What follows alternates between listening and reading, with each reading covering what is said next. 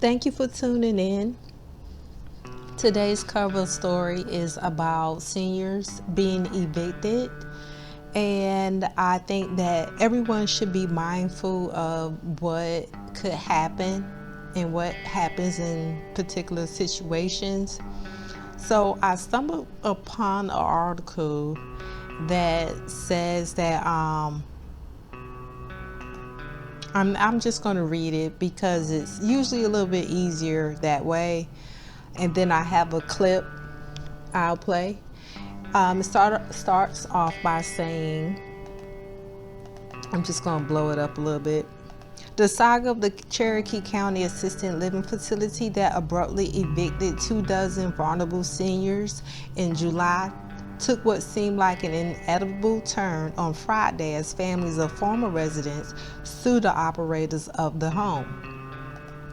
The suit alleged economic and emotional harm caused by the evictions, including a wrongful death allegation. One former resident with dementia declined so rapidly after he was evicted from Tranquil Gardens Assisted Living and Memory Care that he died last month.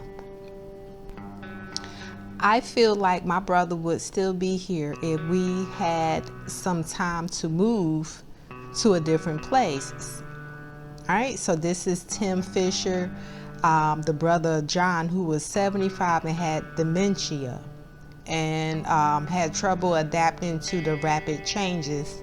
His family moved him into a different home 2 days after the eviction notice was given, but less than a week later, he was in the hospital and he died September 17th.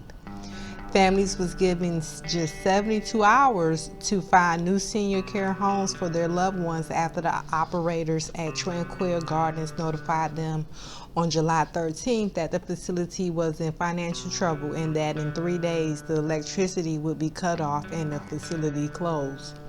The announcement set off a chaotic, emotional scramble that disoriented residents, many of whom had dementia, and stressed families as they had to find a new facility for their loved ones and move them from families and staff were in tears, records show. Some residents had to leave behind possessions, including furniture, because of the hard deadline. Now, the lawsuit names Janice Stewart as the matriarch of the family-owned facility and her son Brian Stewart, who oversaw the home operations. The suit also names the holding and management company Five Dreams Holding LLC and Five Dreams Management LLC, through which the family owned and operated the senior care business located in Ackworth. It had opened its doors in 2018 but struggled almost from the start. The facility owners had filed for bankruptcy within months of opening its doors, but the stewards and staff kept the business financial problems from residents until the very end, records show. So here we have the lawsuit that was filed. These are the plaintiffs on the top, and then the bottom. And this is just giving us more information here of what I just read. So we can assume that a personal care home and like nursing homes, personal care homes is technically someone with a home that wants to allow the elderly to live there.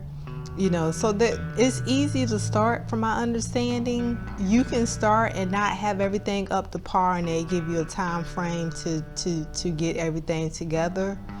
And I could be wrong because I don't currently have one, but I did some research a long time ago about them. So from my understanding, they kind of are easy to open, but I'm talking about like personal care, assisted living. There's just a lot of people, elderly, that need, care, personal care.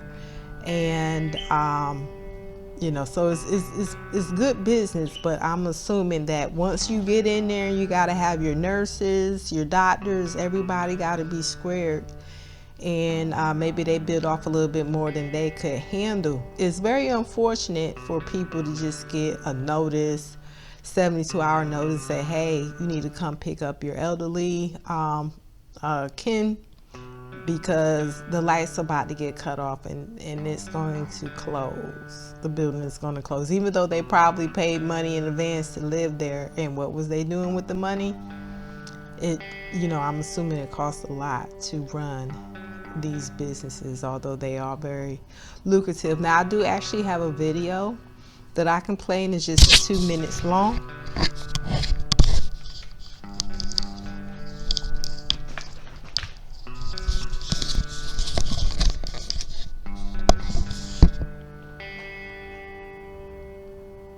A special care home for senior citizens. Families claim they were only given a few hours notice to move loved ones out after the home was suddenly shut down. 7 Action News reporter Aaron Baskerville is live in Livonia. Aaron. Glenda, we overuse the word shock a lot in this business, but it definitely applies here today. I want you to take a look behind me. Families had absolutely no idea what was going on today. Let me set the scene. As you can see, a Livonia police officer rolling by right now. That's building 1. That still remains open. But there are 3 other buildings on this property that have all been shut down for one reason or another. Inside building 1, still 10 to 12 residents. We've also learned recently 3 higher-ups have quit for one reason or another. But today, 80 seniors were forced to move out. 30 to 40 workers may no longer have a job here. Just describe what you're seeing and how people are feeling, and just what's the mood over there. I was expecting anger. I think everybody's just in disbelief. Some carried out on stretchers. Other seniors wheeled away during one of the hotter days of the year. Forced to leave notice, families tell us they had only hours to get out of the Ashley Court Special Care Home in Livonia. According to documents obtained by 7 Action News, the state's Bureau of Fire Services came to the home 3 separate times from December of last year to May, finding dozens of deficiencies. The agency says the home never fixed them, even though it was given more than enough time to do so. For all of the other people that are in terrible situations, I just cannot believe that he did this and didn't give us any notice. Families left dumbfounded, also claiming they were never told why the home was shutting down. Documents state special investigators also found in one case staff leaving a resident on the ground for 6 hours after falling, another time dropping the resident, hitting her face on a table, and on 3 other occasions finding the resident with soiled undergarments. In Livonia, Aaron Baskerville, 7 Action News. At number. Thanks for staying tuned. Also, I have 2 stories out of Phoenix with the same, pretty much the same makeup, where it's black women who have been murdered. Now, I just want to take a moment and mention a couple of things that I noticed. For one, when the Biden bucks come along, it seems like a lot of people, black women, seem like a lot, black women kind of get attacked or worse.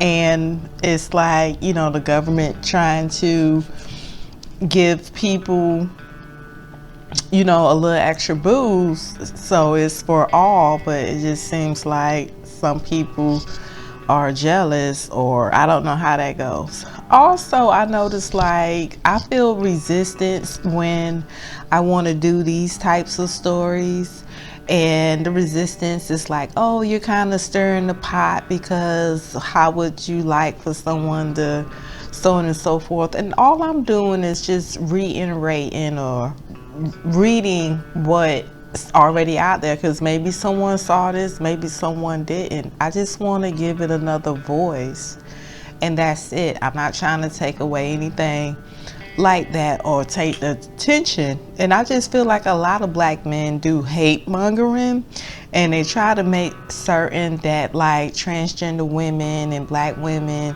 are not friends, and no one knows about their escapades and all this stuff. And they're just doing a little bit too much to make certain that what they do in the dark don't come to the light. And it seems like it's a hobby or a sport for them.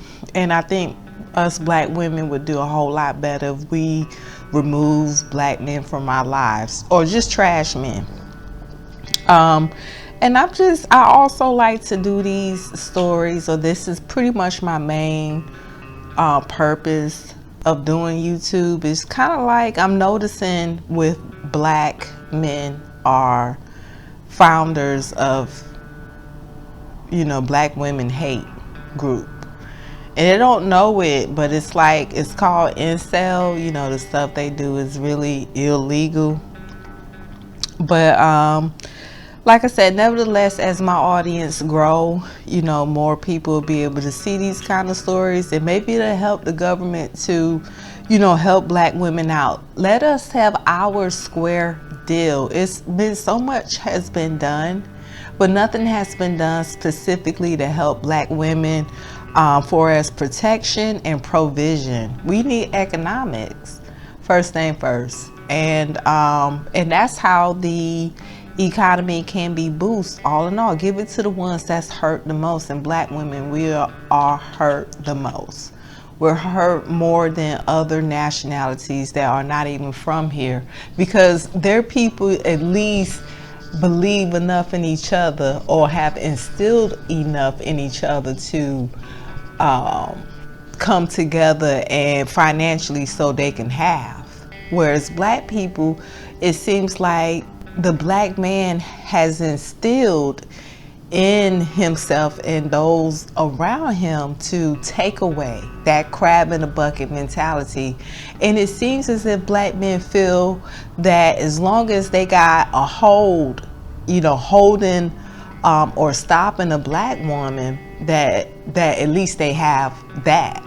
And it's very sadistic in its entirety. And Morris doesn't like it, and I don't like it either. Frankly, nobody likes it. And I think that's the reason why we have so much going on with the Corvette. All the Corvette is like dirty air. And these men, I just, those people who have never been targeted by these hate-mongering black men or whoever, or, men or people, God bless you. But those people that have been affected by these hate-mongering men can witness the debauchery that's involved with the buffoonery. It's as if they feel as if women are only here on earth for a man. And it doesn't matter if that man has herpes, AIDS, beats women, murders them, she shouldn't be a woman. And that's hate mongering, because whether they know it or not, she's just a woman. I'm just a woman. I can't change who I am. And so that's the purpose of my YouTube channel. Is, I guess it's like on the sly of saying I'm a woman, I can't change that, and there's hate mongering. I don't need anybody playing Alex with the Love Jones from back in the days. I'm good on that, and all that kind of stuff. So I feel like me and transgender women have a lot in common, in that, if they get clocked in the street, they know they got problems. And it's kind of like with me, it's like getting clocked. It's like when they find out that, oh, you the kind of girl, you're like the old maid. You the one that, you ain't gonna be able to, mess with that one. So it goes to the point to where, time has passed and people don't grow up, and it's very unfortunate. And I just thank God for what the lessons I've learned in life. And so I hope that other people are blessed by, the words I say. Maybe it helps to encourage them. And like I said, just trying to grow my channel so I can find other means of, helping the community. It's like just helping someone else. I don't know why, people have evolved around being so hostile, but Like, some of these guys just come off so threatening, and they say all kinds of very mean and you know, just off the wall crazy stuff, and it's like, why? But also, now this story was posted about 9 days ago, and I had wanted to, because it was on my heart, I just kind of wanted to read this one and then play the video real quick. But that's all it is. There's a GoFundMe for this family. I'll put the link in the video, but it reads: Phoenix police are investigating after a woman was shot and killed Friday night near 40th Avenue and Indian School. Investigators identified the woman as 45-year-old Cleopatra Johnson, who leaves behind five kids who are desperate for answers. Someone took her life for no apparent reason, said Kobe Morton, Johnson's ex-husband. As of Sunday night, police say no one has been arrested and there is no suspect information. Johnson family is asking for anyone with information to come forward. She should not be able to go to the bus stop and just get killed like that, said Kobe Morton, Johnson's stepson. So wait. So right here it said Kobe Morton, Johnson ex-husband. But right here it said Kobe Morton, Johnson's stepson. So that's the dude in the middle. I guess when they talking to him, he's saying both of them, like he's suffering from head trauma or like he's mental. Some of these, I'm not saying him like I know him, but I wonder why they have those two in there. But I noticed some black men lately kind of act like they're got off the slow bus, and it's kind of, it hurts me to see them act that way. It's like they're scared, they're suffering, and they don't know anything else to do but attack black women. And they just need to probably take several seats and get it together, because once Biden made this law to where black women, we can shoot and kill our stalkers and don't get time, I think they'll get squared away. As I continue, Now Johnson family is remembering her as funny, kind, and the life of the party. Her personality, she's always made us laugh. That is what I miss most about her, said Martin. The family is raising money for funeral expenses. If you like to donate, help the family. And so when I clicked the link, it opened up this GoFundMe page for Azua Martin. That's who's organizing the GoFundMe fundraiser.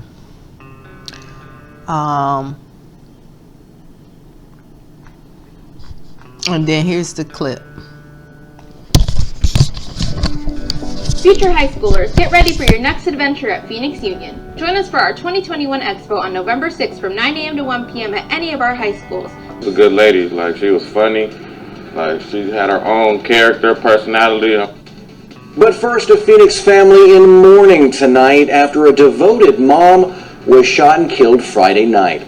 It happened near 40th Avenue and Indian School Road. She leaves behind 5 kids who are just desperate for answers, and tonight police need your help as they are still looking for the suspect. Our Emma Lockhart joins us now with just this awfully sad story. Emma? So heartbreaking. 5 kids are now without a mom. The woman's family is devastated and shocked, asking who would want to hurt her.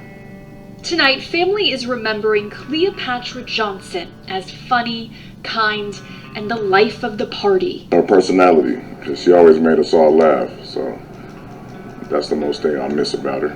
The 45-year-old mom was reportedly shot and killed Friday night. Family says she was waiting at a bus stop near 40th Avenue and Indian School. I don't know why they did it. I don't understand it. Somebody just, I guess, took her life for no apparent reason. She leaves behind 5 kids who are now searching for answers. Police say no one has been arrested and they still don't have any suspect information at this time. Tonight, Johnson's family is asking for anyone with information to come forward. She should not be able to go to the bus stop to go somewhere and just get killed like that. For now, Johnson's loved ones are holding on to fond memories of her and hoping they get justice. Also, I have the second story out of Arizona. Phoenix is unfortunately another family grieves the loss of a mother and her baby killed allegedly by the husband. So I'm gonna read the article first and then I will play the news clip. It says, now this story in particular I wanted to bring to light was because the family wanted everybody to know that when you see victims of domestic violence to please step in, because you never know what could happen if we don't. And so it starts off saying Friday evening, and this was posted October 8th this month. It says Friday evening, family members of 34-year-old Lanae Mouton and 11-month-old Ava Mouton gathered together to remember their loved ones who were killed on Monday. Louis Martin III is facing 2 first-degree murder charges in connections to the shooting deaths. The family says Lanae Mouton and her husbands were high school sweethearts and were together for 16 years, sharing 4 children.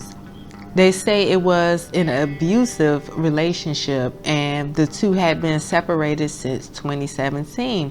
However, Louis would come around to see the children and try to work on their relationship. They say Lanae was in the process of trying to get a divorce when it came to a tragic end on Monday. Police say Louis went to see Lanae at her apartment near 83rd Avenue on Thomas Road. At the time, Lanae was holding Ava, so she went inside to drop her off. Police said there was a gunshot before Louis kicked open the door and proceeded to shoot and kill his wife and daughter, who were hiding in the closet. He told us he was going to kill her, and he did. He made good on his word, says Lanae's mother, Kathy Whitley.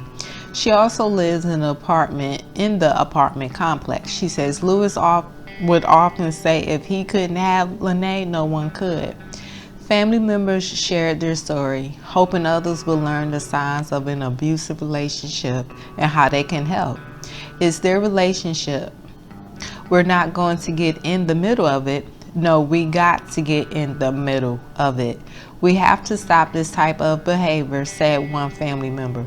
Louis told police he suffers from schizophrenia and spirits told him to kill his wife so they could be together.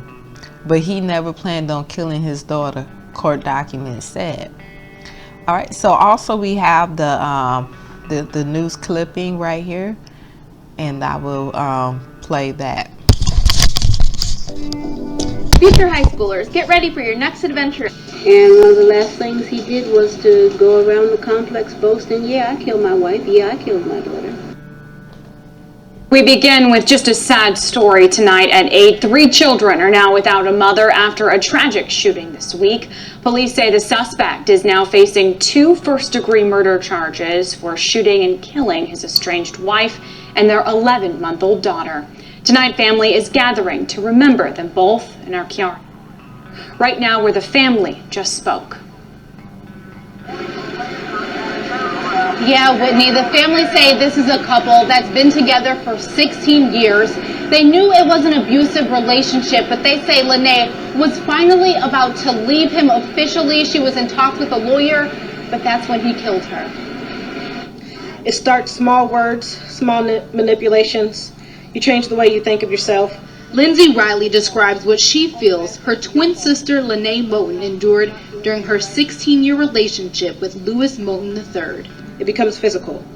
A backhand slips in front of your family, and when it's brought up, they must have misseen or misunderstood what it was they saw. Family says the pair were high school sweethearts, but as the abuse progressed throughout the years, the two separated in 2017. The husband would still come around to see their 4 children and try to work things out with Lanae. But the years-long abusive relationship came to a tragic end on Monday. Police say Lanae Mouton went to see Lanae at her home in Cove Apartments. Lanae was holding her 11-month-old daughter Ava at the time, so she went to take her inside.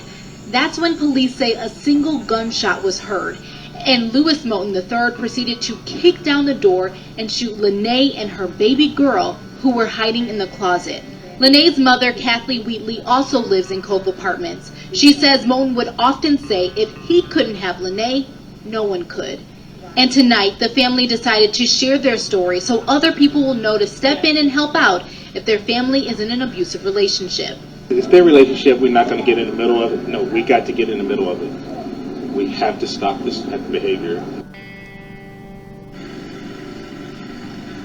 Police say that Lanae Mouton III told them that he was suffering from schizophrenia. He heard spirits and aliens telling him to kill his wife, but he says he never intended on killing his daughter. The family has set up a GoFundMe page to help pay for funeral costs for Lanae and Ava, as well as to help take care of the 3 surviving children. So if you'd like to donate, we'll have a link to you on our website at azfamily.com. Live in Phoenix, Kiera Hay, Arizona's Family. I found the GoFundMe page, so if you put in Lanae Mouton in the search bar on the GoFundMe website, you'll find Lanae Mouton. And then remember the first story, you have to search mother of 6 killed raising money for funeral.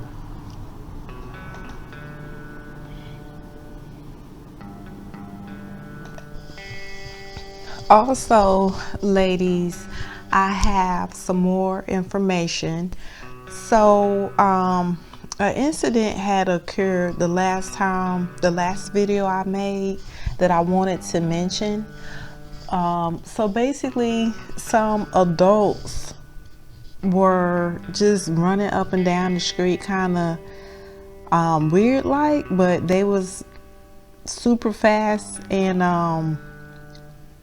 I don't know, agile or athletic. I don't know what you want to call that. But I look to the side and I see some kids out there, like some teenager boys getting beat up by some adult guys, and they were like strong and inappropriate. So I put my sneakers on because I see their car is like on the side of the road. So I call the police, and of course, and I step outside, which wasn't really smart because it's guys and I'm a girl. A smart thing, just call the police and wait. But because of they you was holding like potential injuries or anything like that, I just wanted to make sure no one was hurt or getting hurt, because you can hear it sound like somebody was getting beat. And lo and behold, I see something like real tall, like a tree, but I could see eyeballs on it, and it looked like it had like a 3-foot penis or something, like it was like a letter U or something weird. I don't know. It was at night, but it looked like those teenager boys was being molested and beat by whatever that tree thing was. And like I said, I've reported it and everything, but I felt like that was extremely odd for me. I don't know about any other women, but it seems like there's a certain time of the year, a certain seasons, a month, or anniversaries, holidays, that there's just some crazy mess that starts to like sweep the streets. And I don't know why, but I just feel like it's black professional athletes and black stars and rappers and people that's in the Pookie Ray Ray type of genre of people, however you want to say it.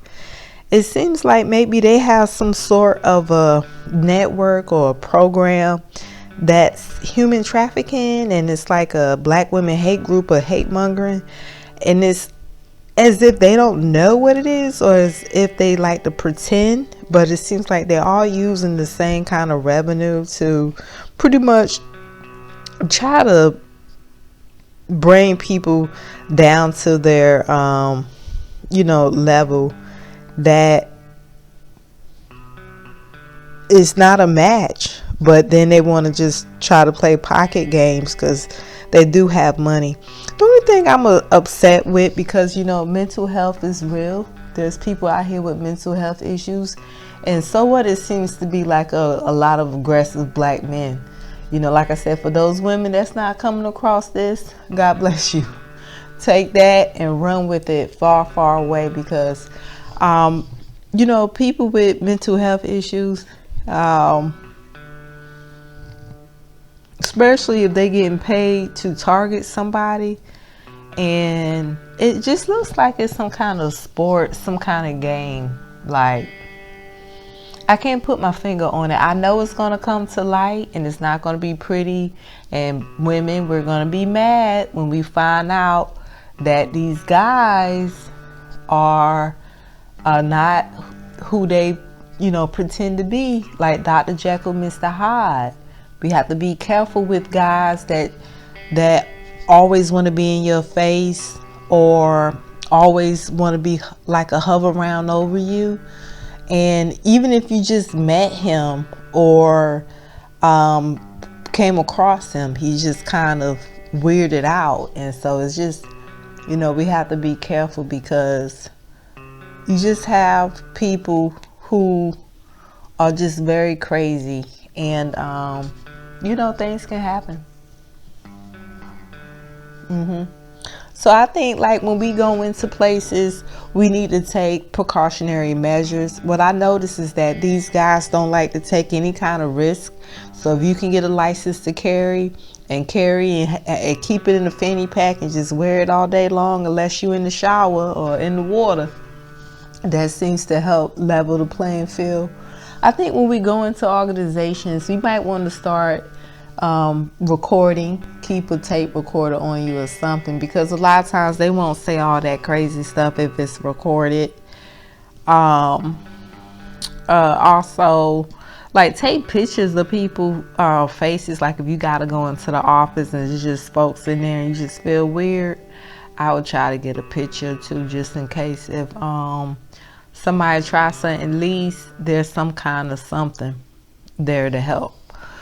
Because like I said, we don't know what's going on, and there's a lot of hate mongering. You have people who are like, look, I think when we're young, we could tell the difference. It's kind of like black and white kind of competition. But I think when we get of adult age, or a certain age, or a certain height or something, built, it comes down to like a war of guy against girl. And I think what we have to be careful about is guys who like to make you scared. Those guys are called sadistic. We have to be careful with those guys, because they always roaming around looking in the environment for opportunities to scare and to take it to another level whenever possible. So we have to just keep in mind that it's like the Hunger Games out here. Although I never watched this show, I hear like the Hunger Games is like guys against the girls, and we being put up like that. And we shouldn't. It's just that it just seems to have evolved that way. It's like an indoctrination where, you have guys that feel like they're entitled. So the other thing about the story was, like I said, it seems like there's some kind of season, something going on to where, boom, people get weird. They need to pull pretty girls from places and put them on the arms of these big wig guys, and I guess they get to look big and bad in front of their friends, because that's all they care about. They never grew up and never will. Some of them probably have been messed up so bad in their life that they'll never be able to grow up. That's it. If an adult is acting a particular way towards you, take that to heart. That's who they are. They're a child. You didn't pick anybody wrong. These guys will drug and beat you to be with you, and you'll never know until God reveals the mystery and open up your eyes. And I don't want to seem religious on anybody, you know, anything like that, because the word, Paul said, I was all things to all people. So that means that you can at some point be so heavily bound where you know earthly good, but let's not be so earthly bound that you know heavenly good either, to where you know God can't use you. Definitely nobody can use you on earth except for rats and roaches. But I just want to say, I just noticed it's something weird where it seems like, because I noticed it was some guys, like these big wig guys, you know, these black celebrities or black rappers or whatever, you know, they can't read and write, but they can rap or whatever. I noticed you see some of them with, even the older ones that's in my generation, you see them with pretty girls that look like they're old enough to be their daughters, but the girls look kind of zoned out, or kind of like she's not, like something didn't connect. And those are the girls that they're human trafficking. I promise you, those girls don't know where they are. They don't look like they know where they are. And then we saw one rapper where he was like, looked like he was stalking in some type of van, and then had the audacity to be stalking kids with candy and stuff, and put them on blast. So I think we need to be very careful about these folks, because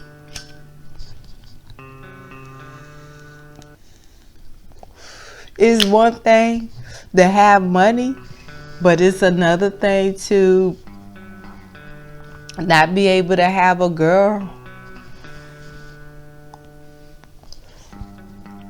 I don't know what to say about that, because the younger guys, you still have time, you know. But the older guys, I don't appreciate the older guys going for the younger guys' girls. And those girls don't even look like they with it. So, you know, that's a big problem. But hey, I guess, you know, these guys won't be happy until there's nothing but men left on the earth. Because, you know, they just don't get it. They just don't get it. You know, they looking at women like a disposable sanitation napkin or a diaper, to where they just, you know, mess in it. They're looking at women like, okay, I'm just going to mess in that, and then I'm going to throw it away like a diaper. That's how he sees you. Now, he's saying, remind you, he's saying all this other stuff like, I got you, you know, like, but he's just going so, you know, it's just going so weird. It's like, what's up, dude? Like, go sit down, go be a virgin somewhere else. So, you know, I don't know what's going on, but it's something very, very weird. You know what I'm saying? Because me, I feel like if a woman decides that, you know, she wants to be a woman, then, you know, she should not be a man. But, you know, other people probably don't really hear me or hear where I'm coming from. I'm just saying, ladies, let's be careful with these guys. It's not you. But he would get you, he would get around you, and it's just you and him. He will work you like a two-piece in the biscuit, and you won't even know. I promise you. I promise you. These guys will assault you. It's called battery. Where it's like, I don't know, just the way they do it, and they'll have, you know, drugs. Like I said, they work with other people. The other thing I want to talk about was a long, long time ago, when I was just a little spring chick. I was at a bus stop, Greyhound busing it with my, at that time, husband. I met some dude in Texas, because everybody remember when you go through the Greyhound and you hit big cities, you always remember them because there's just something special about it. So that one had like this little cubicle thing or whatever. I'm pretty sure it looks different now. So this was a long time ago, and we was going from like the Carolinas to all the way to California, and got to Texas, saw some tall dude, and I think he said his name was Jimmy Butler. And I thought that it seemed like after that, after I met him, it was like my marriage had went down the drain, and everything just seemed like that's when the stalking like really picked up. Like it was stalking before, but now that I look back at it, because my marriage only lasted like 4 years. We was high school sweethearts, and it didn't last. And I always, when I look back at it now, because I remember I woke up one day and I said, I think that man ruined my marriage, because my ex-husband was kind of like not starstruck, but sort of, even though he wasn't like big or anything like that. Or yeah, I don't think he had. I think it was like another 4 years or something like that before he actually got drafted. I'm not for certain, but I could be mistaken, because like I said, I don't like being associated with people that have any kind of negativity on them. But like I said, I was married, and like even if I'm not married, you know, I'm single and I don't want to date anybody. Like even if I'm homeless, because I've been homeless, I don't want to like date anybody, if that makes sense. I mean, I know it's like, ma'am, come on, you don't have anything. But you know, it's something about having peace, tranquility, you know, the quietness. You know, some people, we have to understand, ladies, what guys, how they view you. How does this man view you as a human being, as a person? And if you around a guy and it just seems like he don't see you, like he see your shell, but he doesn't see you, like you can't have a conversation with them, those are called sociopaths. Those people look at you like you're a toaster. And so whenever you try to have deep conversations with them, like, you know, what does it mean to you when I wear pink versus red? And they like, I don't know. But whenever you start asking them what stuff mean, they get cranky with you. Yeah, those people are dangerous to be around. They don't see you, they see you as like that disposable diaper. Your purpose is to fix them. And my purpose, I can't fix nobody. I can barely fix myself. I'm working on myself at the moment, and I can only work, like I can't fix people. I can only work on myself, you know. And it's sweet, you know. I get to do it every day, and that's fun for me. And you know, but it can never be fun for anybody. It's like bad karma trying to fix other people, like trying to jump into their seat and fix them. You know, that's like bad karma. But these men like doing that, hate mongering, and yeah, so I just wanted to say, you know, the marriage went out the window.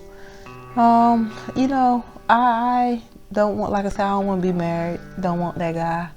Don't want the other dude either. Something's weird with that one as well. But, you know, I know maybe it's kind of hard to take, but I don't think that if I was Oprah, for example, I would do just like she did, where I would have me a little stage boyfriend, and I'll pay for his little side mistress, and then, you know, so we'll have that look, and you know, take care of the people you want around you, and that's it. You know, go fix yourself. But what I thought was neat was I found this story.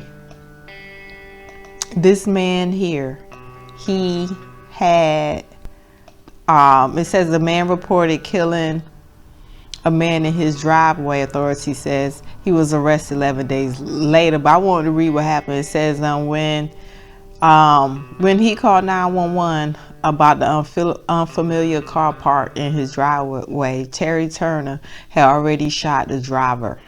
It says the Texas man told an operator that he had run for his handgun after spotting an Audi and chased the car as the driver reversed into the street, according to the affidavit. When he opened the fire, striking 31-year-old Adil Dahu in the head.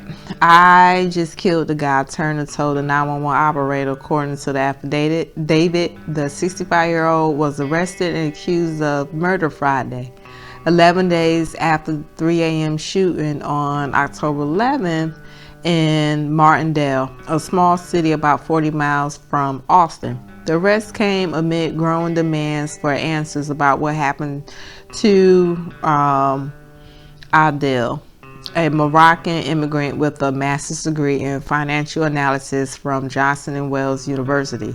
That sounds big. Before Turner was taken into custody, authorities released few details on the shootings. Adil's loved ones had repeatedly pressed for an arrest, giving interviews about the case and hosting a vigil along the Council on American Islamic Relationships. He was not of any threat to this person, his girlfriend Sarah told the Washington Post. And whatever is twisted in this man's mind, for some reason, he thought that he could do this, and it's not okay. It's just not okay. So,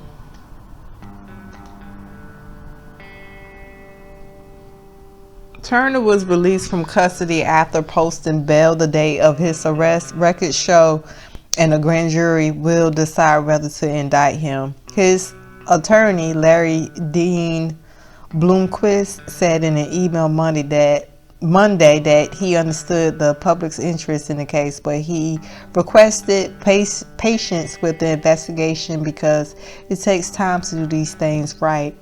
I would remind the public that Mr. Turner is presumed innocent until proven guilty in a court of law, he added. He will not try the case in the press. Mr. Turner and his family are saddened that Mr. Adil has died and understand his family's grief. Then he said he spent the weekend before his death with Todd and his girlfriend of a year and a half. Through tears, she recalls dancing to oldie music in the kitchen, and they had breakfast. It says Turner saw the car in the driveway with the headlights off after waking up to use the bathroom. Turner, the suspect, said that he ran back to the bedroom. Collected his handgun from the bedside nightstand and then ran back outside, at which time the headlights of the vehicle illuminated. It continues. The suspect said that the vehicle began to rapidly accelerate in reverse where the suspect chased after it. Turner said that he hit the driver's side door twice with the handgun, then fired it before going inside to call 911. During the call, he said that Adali tried to pull a gun on me, but a search revealed no firearm.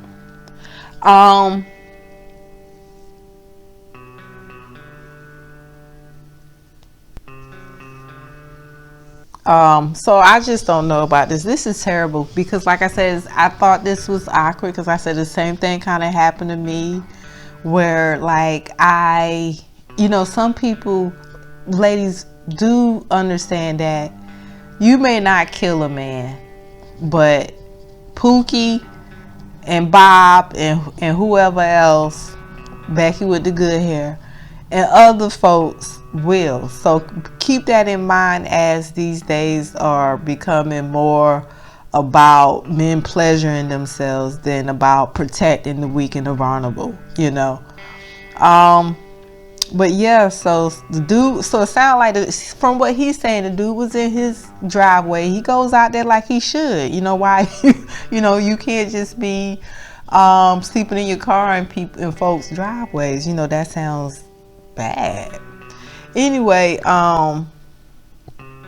you know, most people just call the police so you can have witness that somebody is, because somebody could be crazy, or somebody could have had a heart attack in that car, you know. But nevertheless, guns was blazing with him. He said he didn't play that. He didn't play that. So everybody has a different like level of patience for other people. So I can never hate on this man. And it sounds like the only reason why they arrest him is because the family is pressing the issue. And it sounds like they have some kind of bread as well. Who knows how this story would go? I definitely will. I'm gonna try to keep an eye on it, but it doesn't sound like it's gonna be something that they want the public to know about. So I'm assuming this man maybe try to settle out of court with the family. He probably try to, you know, liquidate his assets and, you know, go somewhere like South America where the cost of living is cheaper for a little while and then come back or something. Who knows? I'm just alleging. I'm just, you know, speculating, because the lawyer said that they kind of want their, you know, patience, you know, keep patience with them, keep patient with them, and, you know, they feel sorry for the family and so on. Doesn't sound like they want to, that, you know, sounds like they're going to try to see if they want to reach a settlement. I've also located a story about a woman that was found slain along the side of the road. And this was reported on this newspaper yesterday. And so I'm going to read the article, and then I also found the clip.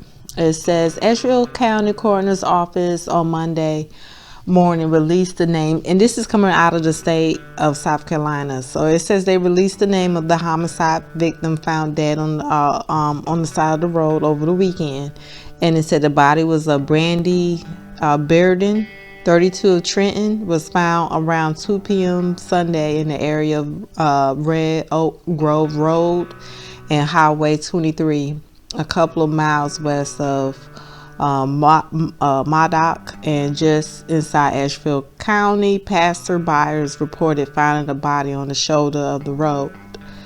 Now, the details are reporting the suspect is a Austin Randolph, 30 of Trenton, and they apprehended him without incident in Clearwater. That's Aiken, South Carolina. He was charged with murder, possessions of a weapon during a violent crime, larceny, less than $2,000.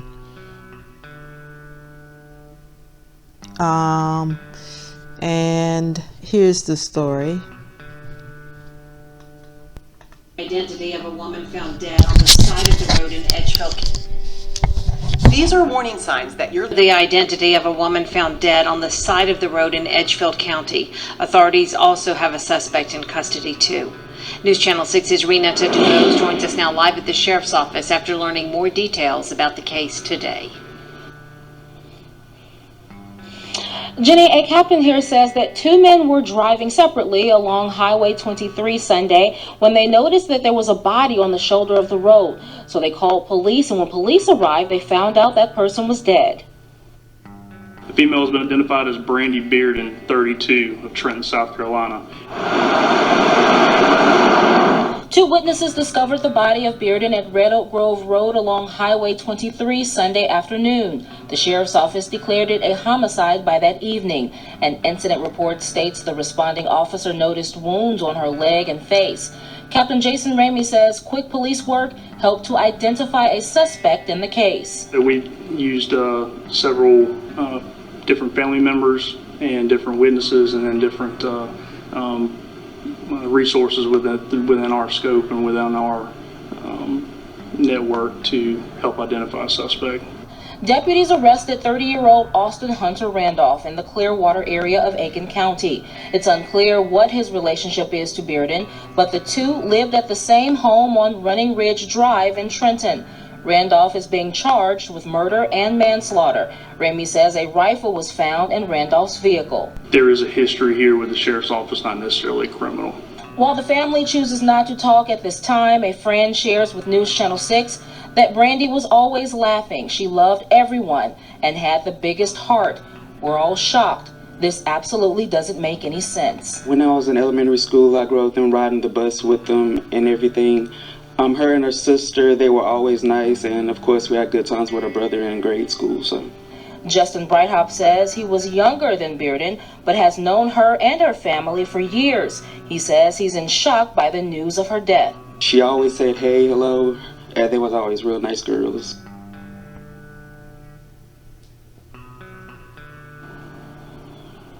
Now, the county coroner says an autopsy will be performed tomorrow. We should also note that Brandy Bearden is Edgefield County's first homicide of the year, and they've already gotten an arrest. Live in Edgefield, Renetta DuBose, WJBF News Channel 6. Back to you. Also, I have a story out of Texas. Another story out of Texas. This one, I'm going to read the article first, and then I'll play the clip. Says, abandoned Houston children found living with skeleton remains of a 9-year-old brother. The suspected skeletal remains of a 9-year-old boy were found in a Houston apartment and may have been there for a year, Texas authorities said. I have been in the business a long time and I've never saw anything like this. The Harris County authorities responded to a call on Sunday after a 15-year-old boy who also lives in an apartment told officials that his 9-year-old brother had been dead for a year. The teenager told the sheriff's office that the body was in the apartment he shared with the two other younger brothers. So it says the teenager also said his parents had not lived in an apartment for a few months. The two other brothers are ages 7 and 10. Police found the 3 brothers in the apartment as well as the skeletal remains that are suspected to belong to the 9-year-old. The boys appear to have been abandoned and malnourished, according to authorities. The skeletal remains were reported not concealed in the apartment, but sitting out in the open. Collecting all the dots at this point, it appears that the kids were there while the body was deteriorating. The 15-year-old appeared to be the caretaker of the 2 siblings. The mother of the children and her boyfriend were brought in for questioning, the sheriff's office said late Sunday. The children are now in the custody of the county and the investigation is underway to confirm the remain belongs to the 9-year-old and to determine how long he was had been dead. So we all know that, like, when it comes down to eating, I think you have a week. I think you can go without food for 3 days and water a week or something like that. It might be in reverse, water 3 days and food a week. But after that, usually you're so too hungry to be able to move. So perhaps someone was taking care of these children, but they didn't see them because maybe they was just in such a weakened state and unfortunately drugged and beat, or who knows how that works. So it's very unfortunate that the mom left them like that. And then she had a man with her, so he felt like that wasn't a bad idea. Not enough to stay there with them, I guess. I don't know how you would say it. I know people would say that's the mother, how you try to blame a complete stranger like a boyfriend. I'm not blaming him. I'm just saying he's part of the blame. I mean, mainly because him being stronger is always can step on the line for me as if she was drugged and beat into not be aware of what her surroundings were or what her responsibility was, you know, in so many words, traumatized and abused. But here's the clip. It's just a minute long. Very horrific situation out here, very tragic. Been in this business for a long time, and I had never heard a scenario like this.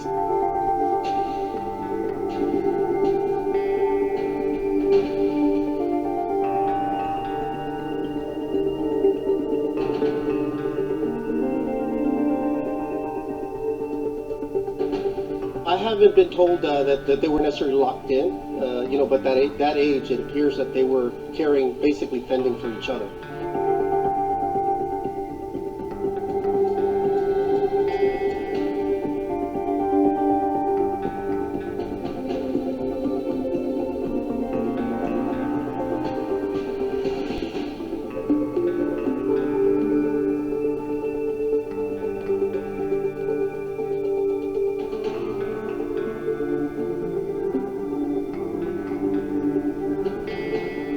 These kids deserve answers, and this public should never tolerate anything like this ever happening to children.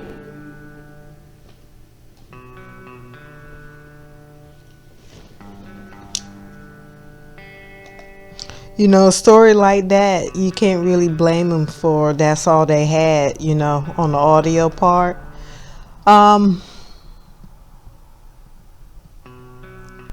Also out of South Carolina, there's a 12-year-old boy missing. He was last seen,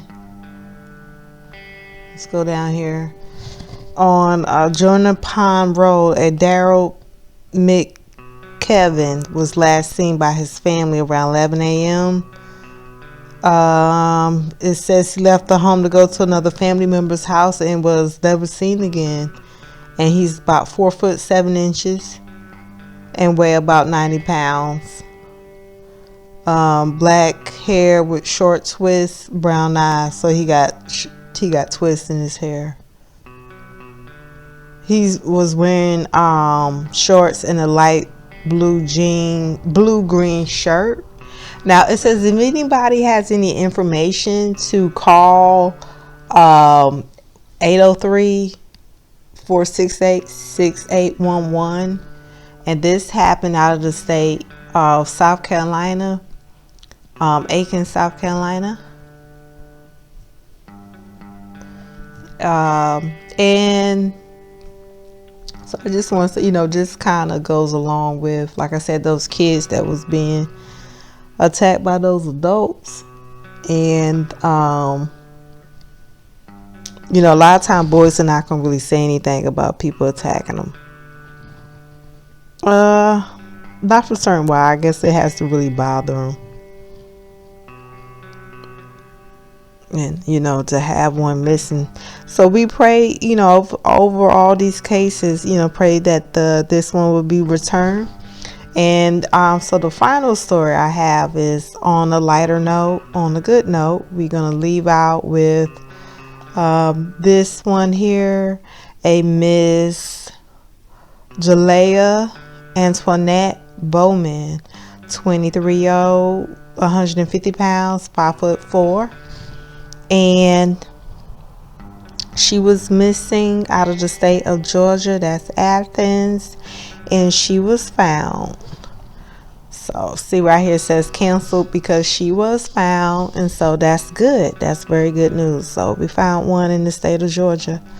There's also one in California, but I couldn't locate the part that said she was found. I had it, and then it I closed the page out and couldn't find it again. So I said, well, let me hold up and I'll wait till I find it and post it on the next one.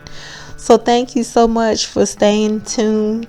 And to next time, family, please share, subscribe, comment, and like. And share this with your family. Have a blessed day.